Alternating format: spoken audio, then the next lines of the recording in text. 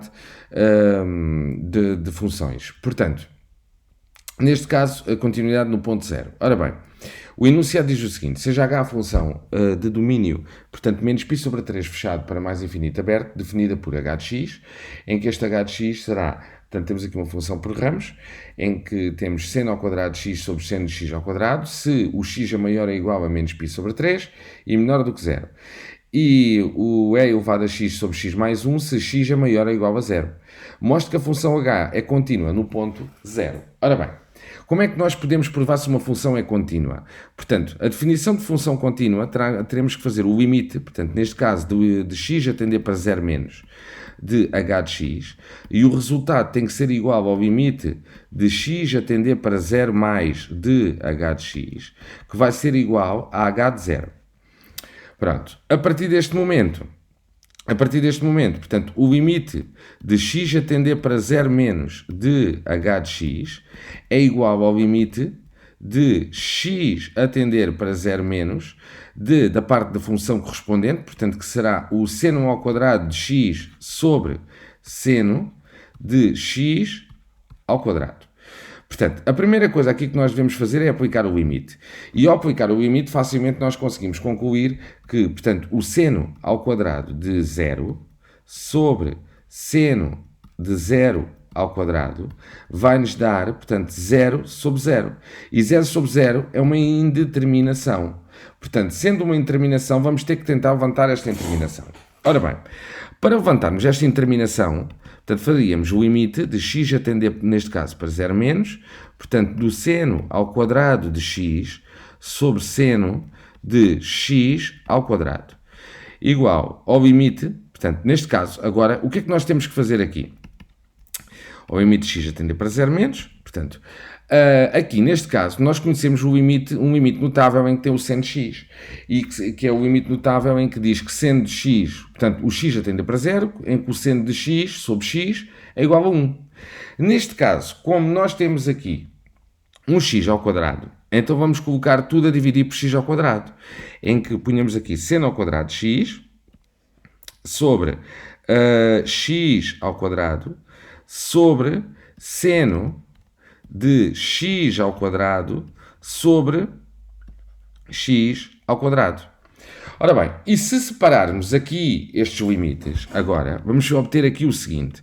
Portanto, cá em cima e cá em baixo ficaríamos aqui com o limite de x a tender para 0 menos de seno ao quadrado de x sobre x ao quadrado e o limite de x a tender para 0 menos de seno de x ao quadrado sobre x ao quadrado. Ora bem, aqui, portanto, esta parte, seno de x ao quadrado sobre x ao quadrado, isto aqui iria dar 1, porque é igual ao limite notável. Pronto. Neste caso, aliás, aqui até antes de fazer esta parte aqui do limite notável, nós até poderíamos fazer aqui uma parte aqui, que é para não termos aqui um desconto, podemos fazer aqui uma mudança de variável. E esta mudança de variável baseia-se não em mudar a tendência do x a tender para 0 para outro valor, mas sim a correspondência do x ao quadrado. Portanto, quando o x tende para 0 menos, o x ao quadrado vai tender para 0 mais. Pronto, aqui tanto fazia para 0 menos, 0 mais. Portanto, e agora podíamos dizer que o y era igual a x ao quadrado. E sendo assim, o y vai tender para 0 mais. O que seria igual, portanto, o limite de y a tender para 0 mais, neste caso, de seno de y sobre y. Pronto. Cá em cima, ora bem, temos aqui seno ao quadrado de x e x ao quadrado. Epá, se nós separássemos e colocássemos aqui a multiplicar, reparem numa coisa, se eu colocar seno de x sobre x vezes, portanto, o limite de x a tender para 0 menos de seno de x sobre x, portanto, basicamente é a mesma coisa do que ter seno ao quadrado de x sobre x ao quadrado, porque x vezes x dava x ao quadrado e seno de x vezes seno de x daria seno de x ao quadrado. Portanto, era igual. Nesta parte agora aqui, ora bem, portanto, conhecendo o limite notável que eu tinha falado anteriormente e encontra-se no formulário do exame, portanto, aqui daria 1, este aqui também seria 1, vezes 1. 1 vezes 1, 1, a dividir por 1, 1. Então, o limite de x, de x a tender para 0 menos da função h de x daria 1. Ora bem, agora, portanto, esta parte agora aqui não chega. Agora vamos ter que provar do limite de x a tender para 0 mais e o limite e o h de 0, o próprio h de 0. Portanto, vamos começar pelo limite, neste caso, pelo limite de x a tender para 0 mais. Ora bem, do h de x. E isto seria, portanto, o limite de x a tender para 0 mais de a função diz que era, portanto, e de x sobre x mais 1. Portanto, e de x mais 1, portanto, e de x sobre x mais 1. Portanto, a primeira coisa sempre aplicar aqui o limite, portanto, punhamos aqui e de 0 sobre 0 mais 1. E de 0 daria 1. Portanto, e 0 mais 1 daria 1 também. Então, 1 a dividir por 1, 1. Portanto, nem sequer dava em terminação este limite que aqui estava.